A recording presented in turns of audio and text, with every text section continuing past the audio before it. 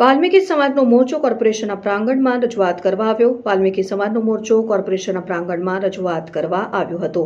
બેરોજગાર સફાઈ સેવકોને રોજગારી આપવા માંગ કરાઈ. 150થી વધુ બેરોજગાર સફાઈ સેવકોએ નોકરીની માંગ કરી. કોર્પોરેશનના ગેટ બંધ કરી દેતા લોકો રોષે ભરાયા. જ્યાં સુધી આવેદનપત્ર નહીં સ્વીકારાય ત્યાં સુધી ગેટ બહાર બેસી વિરોધ પ્રદર્શન કરવાની ચીમકી આપી. અમે છે ને બેરોજગાર છે. અમે પ્રાઇવેટ નોકરી કરી છે. પ્રાઇવેટ નોકરીમાં અત્યારે તમને ખબર જ હશે, જાણતા જ હશો તમે કે કેટલી સેલરી આપે છે, કેટલો પગાર આપે છે. હવે એવામાં બેરોજગાર શું કરે? જેની પાસે કોઈ કાયમી નોકરી જ ના હોય, સરકારી નોકરી જ ના, એ લોકો જીવન કેવી રીતે વિતાવે? તો એ લોકોને એક ઘર એક નોકરી તો કમસે કમ આપી શકે છે કે નહીં?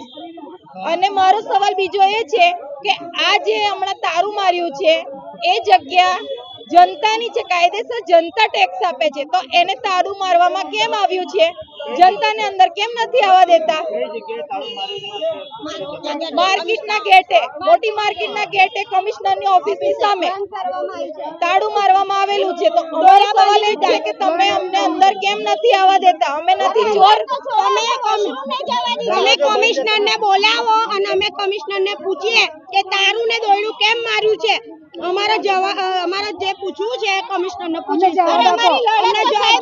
વોશરૂમ બી નહીં જવા દેતા રાત્રે. અમે 4 દિવસથી હેરાન થઈએ છીએ. 4 દિવસથી હેરાન થઈએ છીએ પણ કોઈ હા નાનો જવાબ નહીં. જયશ્રીબેન સોલંકી.